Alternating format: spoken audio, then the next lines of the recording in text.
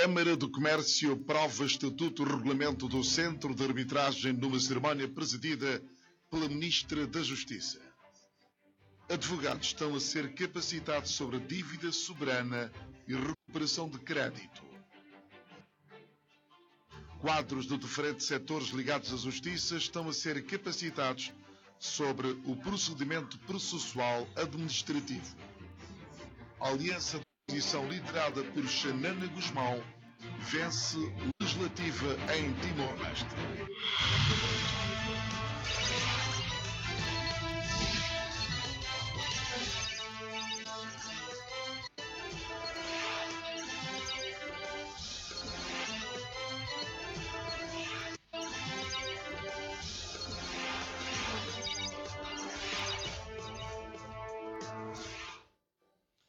Boa noite. A Câmara do Comércio, Indústria, Agricultura e Serviço reuniu os seus associados esta segunda-feira para validar o Estatuto e o Regulamento do Centro de Arbitragem e Mediação. Na abertura do evento, presidida pela Ministra da Justiça, Administração Pública e Direitos Humanos, Ilse Amado Vaz, o presidente da referida instituição lembrou que o Centro de Arbitragem é um instrumento que poderá estimular o investimento estrangeiro no país.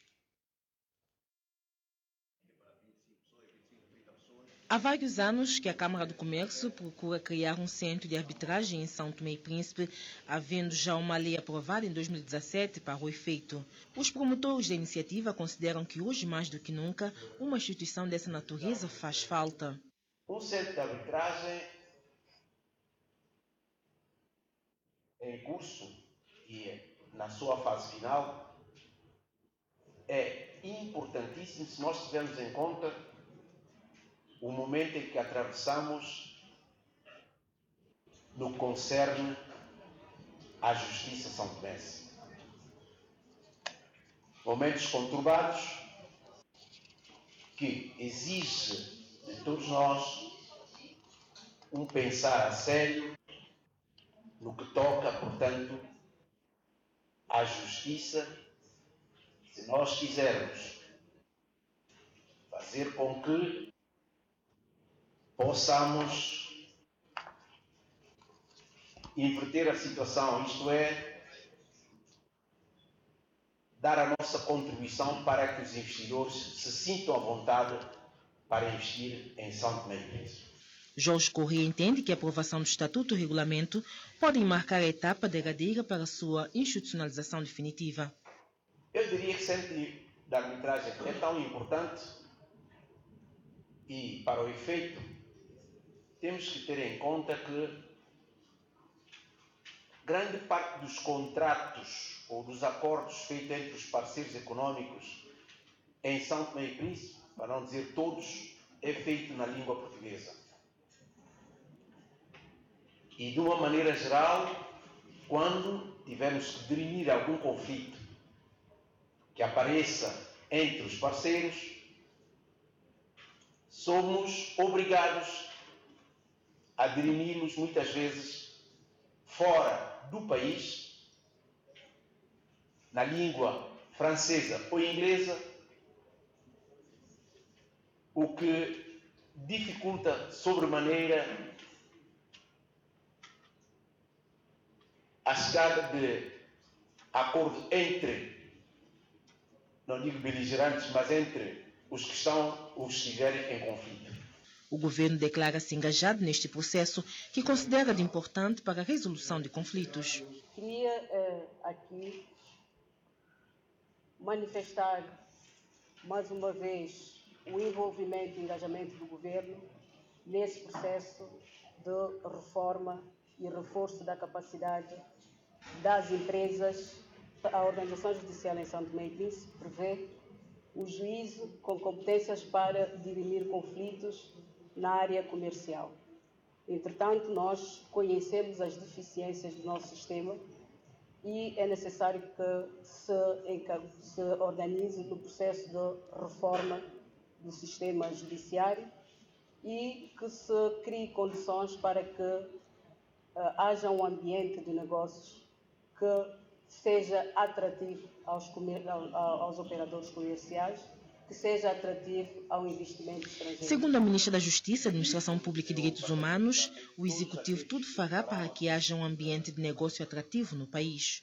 E nesse quadro de reforma, o Governo considerou que deveria-se também oferecer à classe empresarial um mecanismo de resolução de conflitos extrajudicial que permitisse de maneira célere, eficaz e mais barata resolver os problemas entre os operadores comerciais, neste caso os comerciantes. Estes dois documentos, remetidos aos associados para validação, foram elaborados por um consultor da Organização Internacional do Trabalho, OIT, que prometeu apoio desta instituição para o lançamento do Centro de Arbitragem. Há todo o interesse do Bureau Internacional do Trabalho em apoiar esse projeto até a sua fase final, ou seja, até a efetivação do Centro de Arbitragem em São Tomé e Príncipe. O Bureau Internacional do Trabalho espera que o Centro de Arbitragem seja efetivamente lançado, equipado e dotado do pessoal necessário para iniciar as atividades. Câmara do Comércio aprova Estatuto e Regulamento do Centro de Arbitragem. Os advogados nacionais estão a ser capacitados em matéria de dívida soberana e recuperação de crédito. A ação de 5 dias é promovida pela Ordem dos Advogados em parceria com a Facilidade Africana de Apoio Jurídico, uma organização com ligações ao Banco Africano de Desenvolvimento BAD. Dívida soberana e recuperação de crédito. É este o tema da formação de 5 dias destinada aos advogados, uma iniciativa da Ordem da Classe. É pertinente, porque são matérias que ainda a nível de legislação temos pouco, portanto, e é sempre bom recebermos formação nesta área e saber que futuramente são temas que vão suscitar algum conhecimento, não é? Por parte dos advogados. A formação tem a cobertura financeira da Facilidade Africana de Apoio Jurídico, ALSF. Este tema da dívida soberana e esta intervenção em São Tomé e Príncipe enquadra-se no âmbito das intervenções gerais da Facilidade Africana de Apoio Jurídico, que é uma facilidade que foi criada precisamente para defender os interesses de todos os Estados africanos contra os litígios dos chamados fundos abutres, que são fundos oportunistas que compram a dívida soberana dos Estados em mercados paralelos por valores muito simbólicos e depois interpõem ações judiciais contra esses Estados pelo valor nominal da dívida, ou seja, pretendendo fazer aqui um lucro gigante, explorando, no fundo, os recursos que muitas vezes já são escassos dos Estados africanos. É este o objetivo principal da Facilidade Africana de Apoio Jurídico, organização com relações umbilicais ao Banco Africano de Desenvolvimento BAD, que para esta formação disponibilizou apoios logísticos. Nós queremos aqui discutir, criar uma plataforma, não é em sentido unívoco, mas sim criar uma plataforma para discussões e trocas de experiências e refletir sobre questões relevantes neste domínio. Advogados nacionais ganham conhecimento em matéria de dívida soberana e recuperação de crédito. 25 quadros de diferentes setores ligados à justiça estão a ser capacitados sobre o procedimento processual administrativo. A formação que decorre nas instalações da PIC, a Polícia de Investigação Criminal, tem a duração de 1 semana. Esta formação sobre procedimento processual administrativo surge na sequência do processo de transição da Polícia de Investigação Criminal PIC para a Polícia Judiciária. Os formandos serão dotados de ferramentas para melhor lidarem com os processos administrativos. Esta formação tem muita importância para a PIC porque nós estamos num momento de mudanças. Estamos a deixar de ser a Polícia de Investigação Criminal para a Polícia Judiciária. Neste momento temos a inspetora que é da área administrativa da Polícia da PJ de Portugal, está cá conosco, vai dar uma formação no âmbito do processo, procedimento processual. Temos cá funcionários do Ministério Público, de Migração e Fronteira, do Registro Notariado, funcionários mesmo da Polícia Judiciária, que é da nossa polícia. Nós seguimos quais são os procedimentos administrativos, como é que é a marcha de um processo. Logo que chega um processo, dá-se entrada a um processo na nossa polícia, na nossa instalação, quais são os procedimentos até o processo chegar na mão do juiz. A criação de uma polícia judiciária com capacidade para responder aos desafios de combate a uma criminalidade cada vez mais sofisticada é uma exigência para o cumprimento de uma das principais medidas do plano da reforma da justiça, que é precisamente o combate à criminalidade. Pretende-se uma polícia de investigação criminal eficiente e eficaz, que possa transmitir pela atitude, pelos métodos e através dos resultados obtidos, um sentimento de segurança aos cidadãos. Para isso, torna-se necessário dotá-la de infraestruturas dignificantes, um quadro de pessoal suficiente, capacitado, dotado e motivado para a execução das exigentes tarefas a que legalmente está obrigado. O diretor da PIC salientou ainda que a mudança está a ser feita paulatinamente. Na próxima semana, se tudo correr bem, teremos um inspetor da área de homicídios para conhecer, para nos explicar qual é o local do facto, como é que podemos lidar com um corpo sem vida, e também vamos convidar os nossos colegas dos hospitais, praticamente os médicos, comandos distritais, para também estar organizado de uma forma a organizar essa polícia. Nesta formação de uma semana tomam parte funcionários da Polícia Judiciária, do Ministério Público, da Migração Fronteira e dos registros e notariados. Aguizé esteve em festa no último fim de semana com atividades culturais e recreativas com destaque para um festival musical. As atividades foram promovidas pela Câmara Distrital de Cantagal. Apesar de ter chovido quase o dia todo, a festa em Aguizé não parou. A missa foi o ponto mais alto da parte religiosa. A procissão não foi feita devido à chuva. A atividade principal foi feita, tanto a missa correu como nós esperávamos, com cânticos e tudo. Portanto, a festa não foi estragada. Mas, no entanto, a procissão que não foi possível fazer porque o terreno a circular não permite, está muita lama, muita água, mas a festa está até agora tudo bem. É Nossa Senhora de Fátima, sim, é a padroeira aqui da terra. É muito antiga já, tanto embora Nossa Senhora de Fátima, portanto, tem 101 anos, faz hoje 101 anos. Mas aqui começou muito cedo. Eu estou convencido que a imagem que nós temos aqui data do ano 1930-1940. É uma boa imagem em madeira. E, portanto, significa que muito cedo a devoção a Nossa Senhora de Fátima veio para aqui. A organização reconhece os trabalhos feitos para que a festa fosse um sucesso, apesar do mau tempo. Com o apoio do presidente Paulo Bacuda, realizaram almoço com os idosos e ornamentação da zona para receber os convidados. Tínhamos algumas atividades programadas e conseguimos cumprir.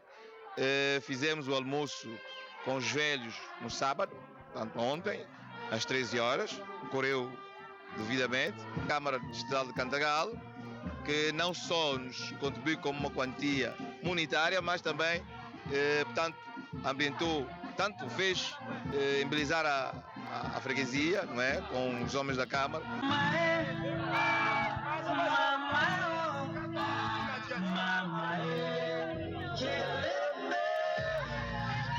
O festival musical financiado pelo presidente Paulo Bacuda foi o ponto mais alto de recepção e animação nesta festa de Aguizé.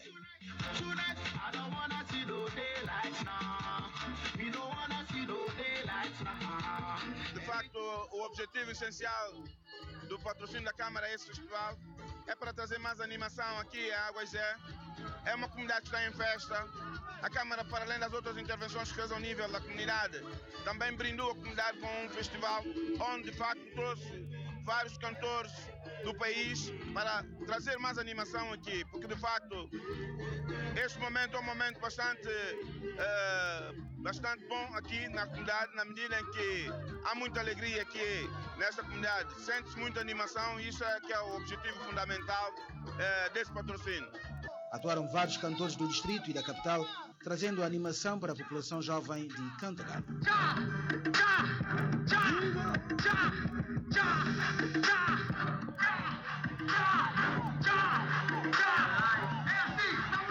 É gratificante quando se sente a animação ao nível dessas pessoas. Isso superou a expectativa na medida em que há muita gente, mas muita gente mesmo aqui em Águas Zé, e não há palavra de facto. Estou muito satisfeito com o que estou aqui a assistir. Eu gostei do festival, tá correto, tudo bem?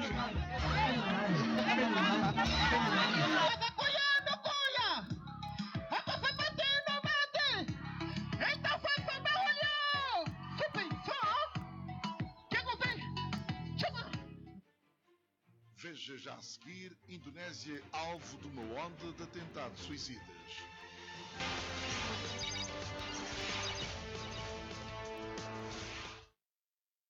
Três anos depois de deixar o cargo, Xanana Gusmão vai regressar à liderança do governo em Timor-Leste.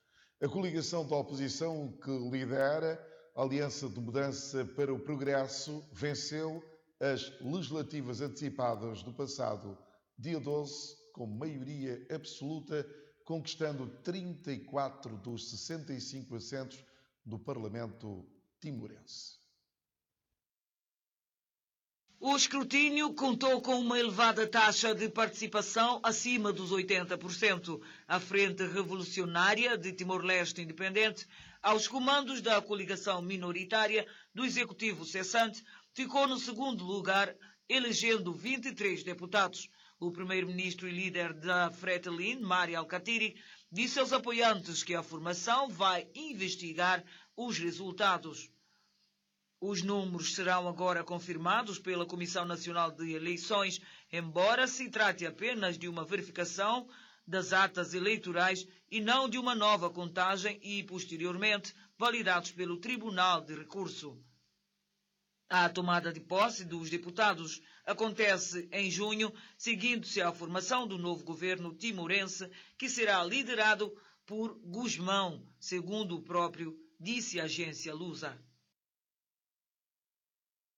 24 horas envolvidas após uma fanga de atentados em Surabaya, a segunda maior cidade da Indonésia, foi de novo alvo do atentado suicida. Desta feita, o alvo dos bombistas suicida foi uma esquadra da polícia. De acordo com o chefe da polícia, o atentado desta segunda-feira teria sido levado a cabo por uma família em 2 motocicletas. O atentado causou ferimentos em civis e elementos da polícia. No domingo, pelo menos 13 pessoas morreram em resultado de 3 ataques suicida contra 3 igrejas. De acordo com as autoridades, os ataques teriam sido levados a cabo por elementos de uma mesma família. O responsável nacional pela segurança anunciou esta segunda-feira que a polícia iria trabalhar em conjunto com as forças militares. Na Nicarágua, os protestos contra Daniel Ortega já fizeram mais de meia centena de mortos.